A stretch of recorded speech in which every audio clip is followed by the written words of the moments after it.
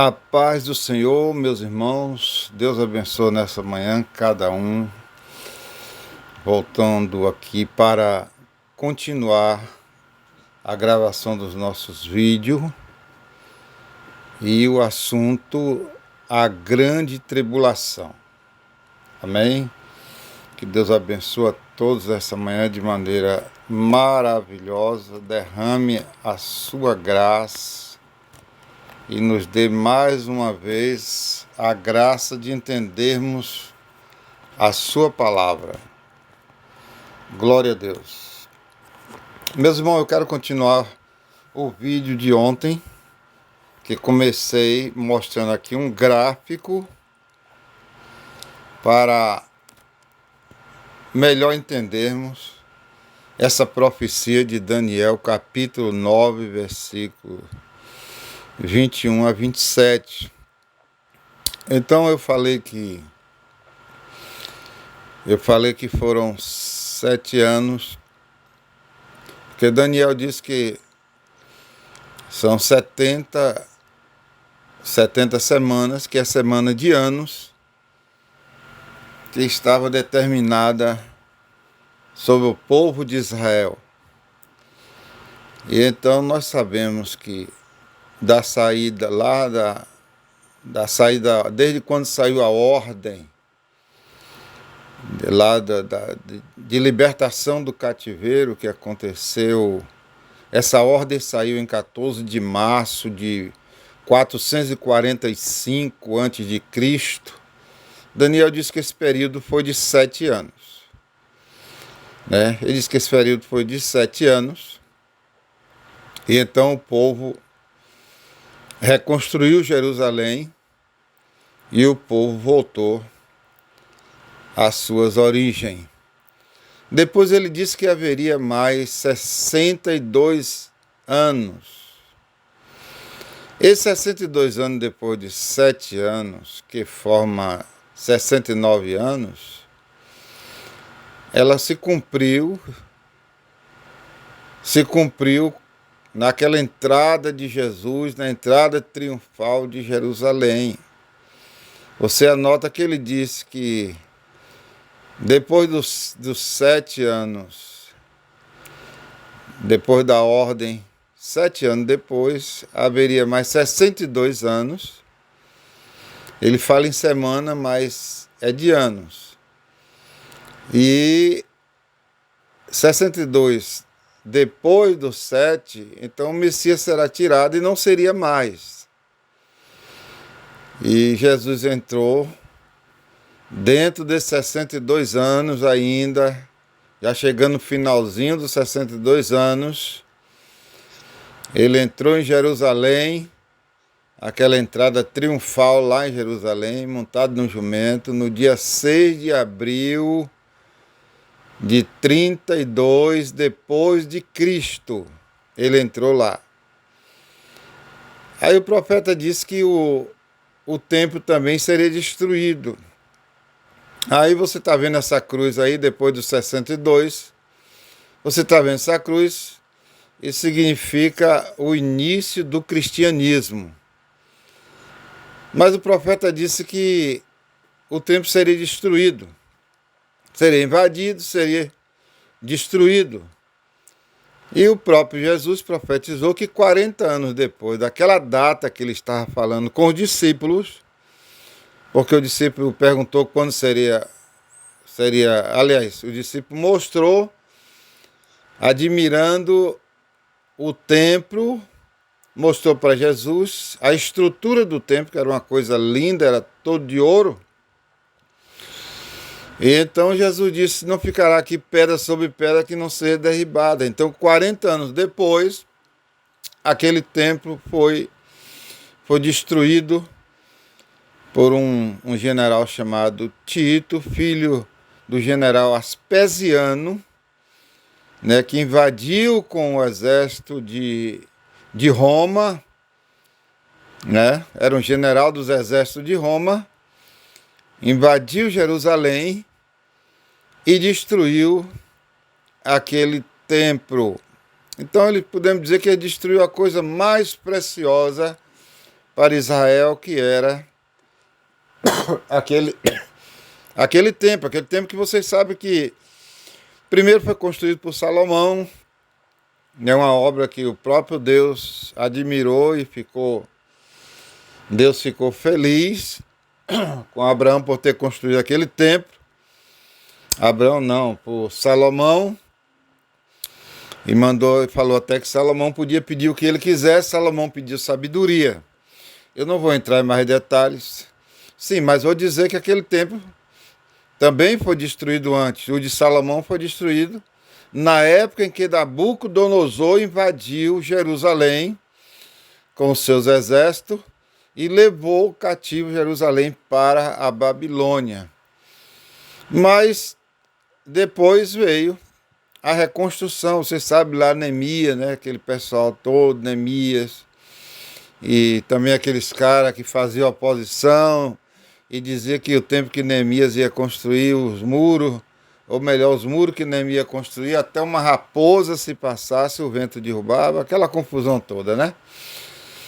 Mas foi construído, Jerusalém foi construído o templo, e ele foi ampliado e reformado no tempo de Herodes, certo?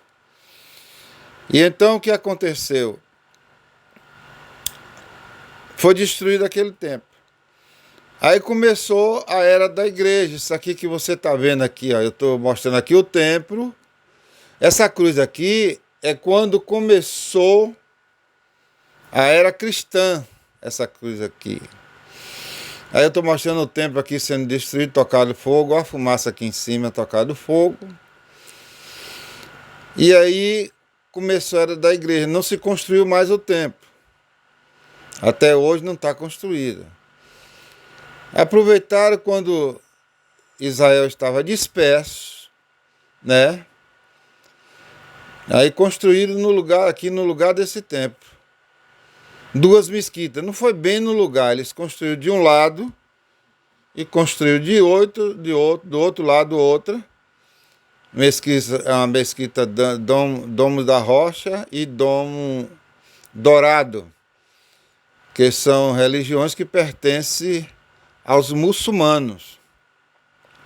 Então, quando Israel voltou a ser nação, Israel não pôde mais construir o templo. Não é por falta de condição, não. Até hoje não está construído o templo, mas não é por falta de condição, porque Israel é uma nação riquíssima, né? Os homens de maiores rendas do mundo são os israelitas. Já ganha para os Estados Unidos, já ganha para os poderosos da China, tá bom? E então começou a era da igreja. Esse vermelho aqui é a era da igreja. E aqui é por tempo indeterminado. Não tem tempo marcado. Daniel falou de 3 períodos. Ele falou o período que Jerusalém seria restaurada, o período da restauração até o Messias ser tirado da terra, Jesus Cristo, né? Aqui o começo da era, aqui a cruz de Cristo, e aqui o templo que foi destruído, e aqui a era da igreja, que começa lá no livro de Atos dos Apóstolos, que é o livro da história da igreja, tá certo? Aí ele falou de um terceiro período, que é esse período aqui, ó, 3 anos e meio, mais 3 anos e meio, que é o período do anticristo. Está dividido em 2, porque em 3 anos e meio o anticristo vai aparecer com uma cara, depois de 3 anos e meio ele vai estar com outra cara. Ou seja, a Bíblia diz que ele vai fazer aqui, nesses 3 anos e meio, ele vai fazer um pacto, ele vai fazer uma aliança com muitos. Presta atenção também na palavra com muitos, não é com todos. Com muitas nações. Porque terá uma confederação de nação que vai aceitar aliança com o anticristo, inclusive Israel. Israel vai apoiar o anticristo vai apoiar Israel, e vai ser por esse acordo que o anticristo vai reconstruir o templo. Aqui com a força das nações confederadas a ele, apoiando ele, ele vai construir esse templo aqui, né? E 3 anos e meio ele vai segurar o pacto, ele vai segurar a aliança. Agora não quer dizer que a grande tribulação não começa nos 3 anos e meio, porque tem gente que diz que os 3 anos e meio será de paz, será de maravilha. Não, não vai ser de maravilha, vai ser a grande tribulação ela vai estar menos intensificada, ela será de menos dores, de menos sofrimento. Mas ela vai começar aqui nos 3 anos e meio. Nós vamos provar isso lá na frente, através de Apocalipse capítulo 6, quando Jesus Cristo recebe o livro da mão do Pai, na visão que João teve, daquele arrebatamento, que ele foi arrebatado em espírito para o céu, porque ele estava preso na ilha de Patmos por conta do Evangelho. Deus o arrebatou e revelou as coisas que ele tinha que escrever no Apocalipse. Mas você vai ver que aqui esses 3 anos e meio também não será essa tranquilidade toda, não, já é de sofrimento. Porque para o anticristo iniciar o seu império, Jesus vai pegar o livro da mão do Pai, ele pega o livro da mão do Pai, e ele então abre o primeiro selo. Quando ele abre o primeiro selo, surge um cavalo branco e surge um homem sentado, um cavaleiro sentado sobre ele, sobre o cavalo branco. Ele traz na sua mão um arco, e arco significa uma arma de guerra daquela época, era a arma de guerra daquela época. Tá certo que o arco está sem flecha, mas é um arco, é um instrumento de guerra. Ele está sem flecha porque o inimigo vem para enganar. Ele não vem apontando para nação nenhuma. Ele vem com arco sem flecha. Então lá em Apocalipse nós vamos provar que desde a hora que ele surge, já começa a grande tribulação. Não da segunda fase. A segunda fase será de mais sofrimento e mais dor. Mas ele já surge e simultaneamente é aberto outro selo e aparece o cavalo vermelho. O que é que o cavalo vermelho representa? Guerra. Representa a guerra. E depois vem um cavalo preto, que é fome. Depois vem um cavalo amarelo, que é morte, né? Esse cavalo amarelo, que a coisa vai estar bem intensificada. Então a grande tribulação já começa aqui. Mas ele firmará um concerto, um acordo de paz com muitos, diz a Bíblia. Por que com muitos? Porque nem todas as nações vão entrar na dele, tá certo? Ele terá pelo menos 10 nações que irá formar a confederação para apoiá-lo. Tem teólogo que diz que serão 10 blocos de nações. Tem outros que diz que são 10 reis. Eu ainda vou estudar para saber quanto país com esse modelo de monarquia existe no mundo. Eu não sei. Eu só sei de um que é Inglaterra, né? Lá daquela rainha lá, Elizabeth. E parece que hoje tem um dos filhos está reinando no lugar dela. E eu sei que é Inglaterra, mas eu ainda vou fazer um levantamento, não tenho isso agora para apresentar para vocês, mas vou fazer um levantamento para saber quantos países têm esse modelo de governo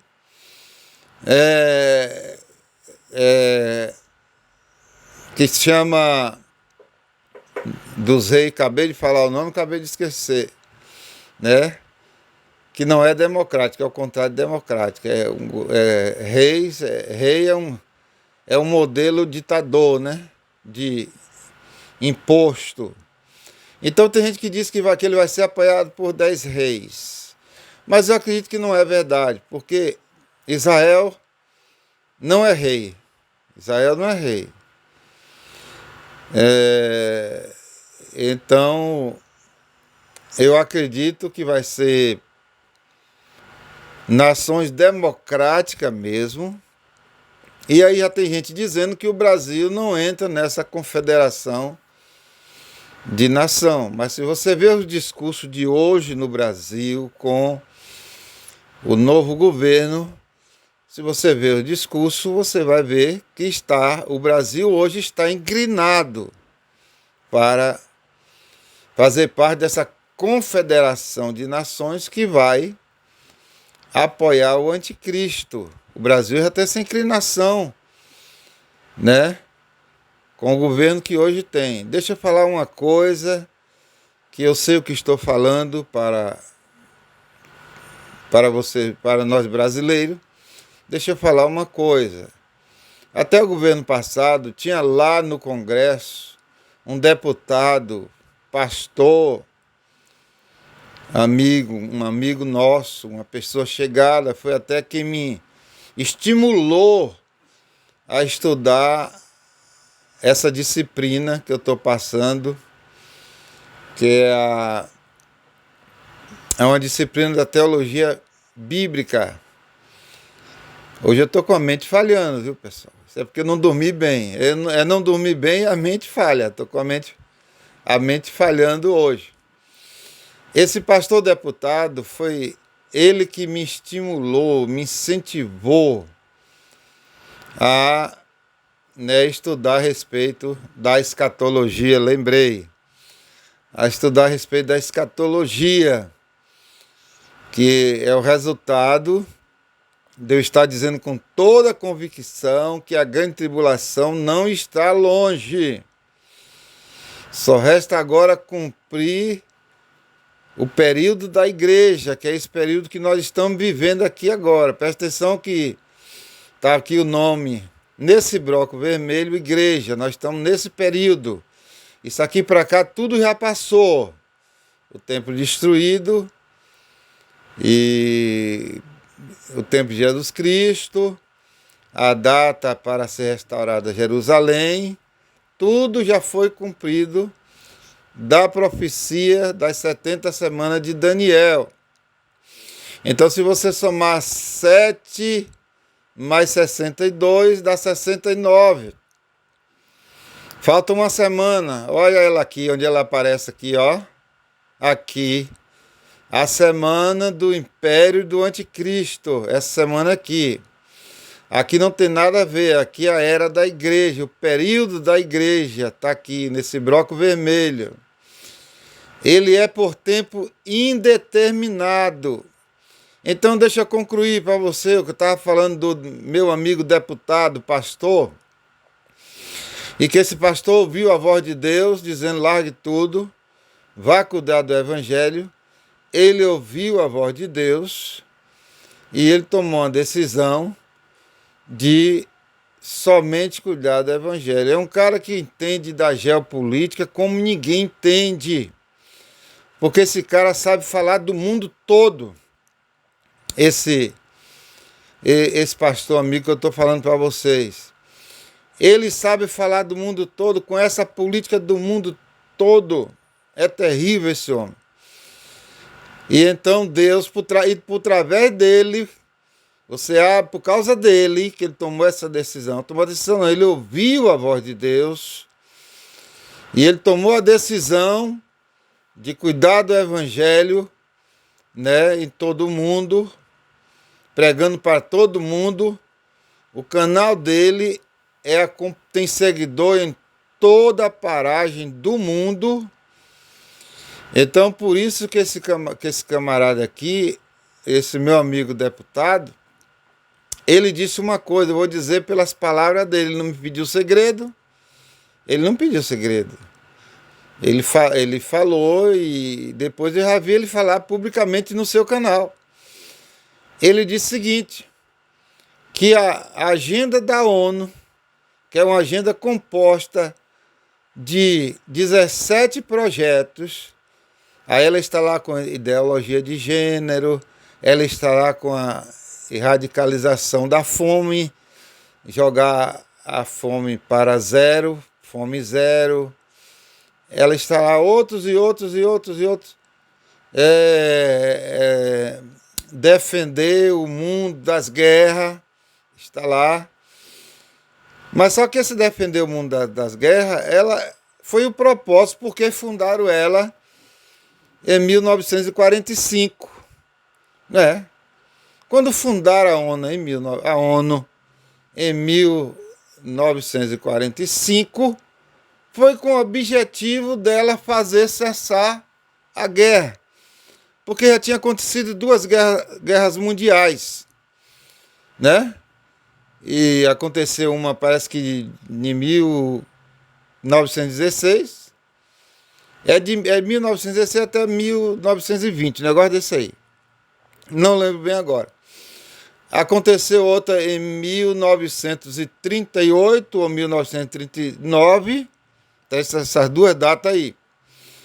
E aí, em 1945, fundaram a ONU. ONU significa Organização das Nações Unidas, com o objetivo de fazer cessar a guerra, né?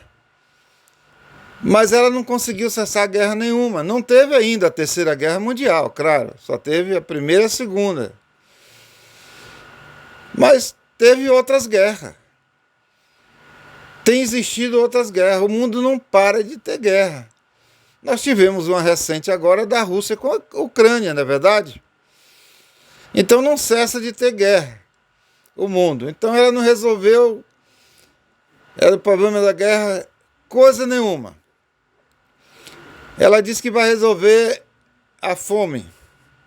Vai acabar com a fome na Terra. Aquele discurso que o novo presidente tem, né? Por isso que eu acho que o Brasil vai estar nessa confederação agora. Mas o meu amigo ex-deputado, ex-parlamentar, que hoje ele está vivendo exclusivamente para o Evangelho, de vez em quando ele dá os pitacozinhos dele político, mas ele é muito difícil falar. Na política ele tomou uma decisão de isolar a política. Agora, ele cuida da política, da geopolítica, porque é a política do mundo. Porque essa geopolítica vai trazer conteúdo para o canal dele. E foi estudando um pouco sobre a geopolítica, na influência dele também, e de outro amado pastor, um jovem pastor chamado Pastor Giovanni, que também eu consegui pegar uma certa noção, um pouco de noção de escatologia, e sei falar a respeito entrei na vida da ONU também, né? Ela tem uma agenda chamada 2030, e o objetivo dela é fazer com que até 2030 essa agenda esteja encaixada em todas as nações, recebida, votada em todas as nações, aprovada por todas as nações. Ela não vai alcançar todas as nações, porque tem nação que está com o olho aberto para ela. Há uma tendência, eu não quero que vocês achem que eu estou botando política no meio. Há uma tendência dela encaixar nas nações que estão governadas pela esquerda. Mas isso não é de se estranhar, meu irmão. Não é da gente usar nem para fazer politicagem, dizer a esquerda é maligna, ou a gente querer endemonizar a esquerda. Não, porque isso é plano de Deus, vai acontecer, tá certo? O meu amigo ex-parlamentar me disse o seguinte: olha, enquanto o Bolsonaro estava no governo, a ONU não encaixou um item da sua agenda aqui no Brasil. Agora, por quê? Ele disse por quê? Porque existia uma primeira-dama cristã. E essa primeira-dama não é boba coisa nenhuma. Ela é muito sábia. E, além disso, o ex-presidente, ele estava rodeado de pastores. Mas eu lhe digo, adiantou? Não, não adiantou. Né? Bolsonaro caiu. Bolsonaro caiu. Por que não adiantou? Porque, meu irmão, vamos nos conscientizar de uma coisa. Por isso que eu estou dizendo para vocês, eu dou glória a Deus por esse próprio amigo pastor que me incentivou, me estimulou a estudar escatologia e me levou a ter um pouco de conhecimento da geopolítica.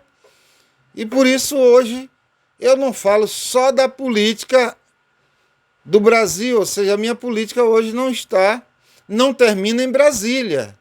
Não, minha política hoje, ela é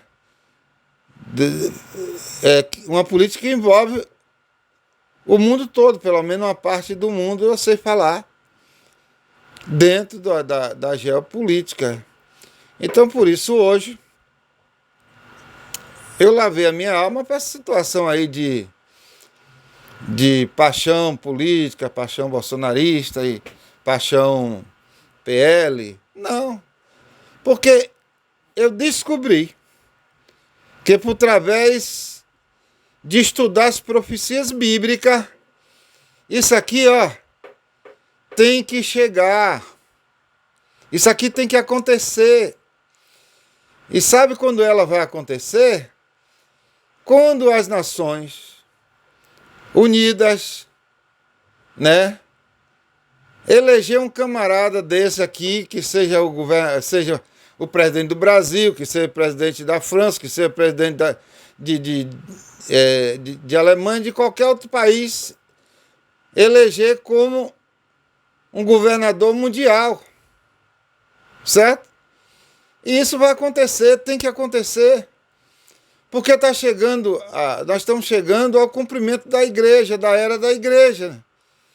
Eu tenho falado que agora eu estou acreditando viamente que nós estamos chegando para o fim, porque a era da igreja está se cumprindo. Porque, apesar de ser um tempo determinado, a era da igreja, mas quando perguntaram a Jesus quando seria o fim, Jesus deu uma pista. Jesus deu ou não deu? Ele não marcou data da sua vinda, mas ele deu uma pista dizendo: quando esse evangelho do reino for pregado a todo mundo, virá o fim. Então o que está acontecendo, meu irmão? Agora, com a evolução das redes sociais, da internet, sabe o que está acontecendo? O evangelho está quebrando tudo quanto é fronteira, está entrando em todas as nações, a não ser aquelas nações que não têm um celular, aonde não se faz uso de celular. Tem alguma que o celular não entrou ainda? Eu acho que não. Eu acho que o celular já entrou em todas as nações. Se tem alguma nação que o celular não entrou, ela está bem defasada, está bem para trás, né? E ela está bem raquíticazinha, né? Porque a gente sabe que as redes sociais, ela trouxe os avanços tecnológicos, trouxe evolução para todas as nações. Então, quando findar aqui, meu irmão, e não falta muito não, e eu tenho dito aqui nos meus ensinos escatológicos, eu tenho dito que o meu objetivo é o objetivo de muitos teólogos. Quer dizer, eu não sou teólogo, eu sou um estudante da escatologia, né? Eu já comecei até avançado, que eu peguei a disciplina escatológica. Então, estou dando graças a Deus porque desde quando eu aceitei Jesus eu tive um sonho de fazer um seminário. E lembro que o seminário da minha igreja estava lá no Rio de Janeiro. E o pastor dizia, se você não pudesse deslocar aqui do Rio de Janeiro, se instalar por lá e estudar 5 anos de seminário, irmão Jaime, eu não posso fazer nada por você. Você vai ficar no desejo. Pagar seu seminário e sustentar sua família também eu não posso. Dizia, tá certo, pastor. E ele me deu, engraçado que ele me deu um catálogo com tudo isso aqui que você está vendo, esses gráficos aqui, que eu dava aula aqui. Eu dava aula aqui em Itapitanga. E naquele tempo, parecia que eu era mais sabido do que hoje, não sei. Ou mais esperto, né? Poderia ser mais esperto. Pode ser que hoje eu seja até mais sábio, mas daquele tempo eu era mais esperto. E eu fazia o seguinte, eu fazia proposta para os irmãos que acompanhavam o estudo de dar prêmio. Então eu dava prêmio, uma Bíblia boa, segundo lugar, uma Bíblia mais inferior, terceiro lugar, um cantor cristão, ou então uma harpa cristã, e um chaveiro. Quer dizer, eu usava minhas artes para poder chamar o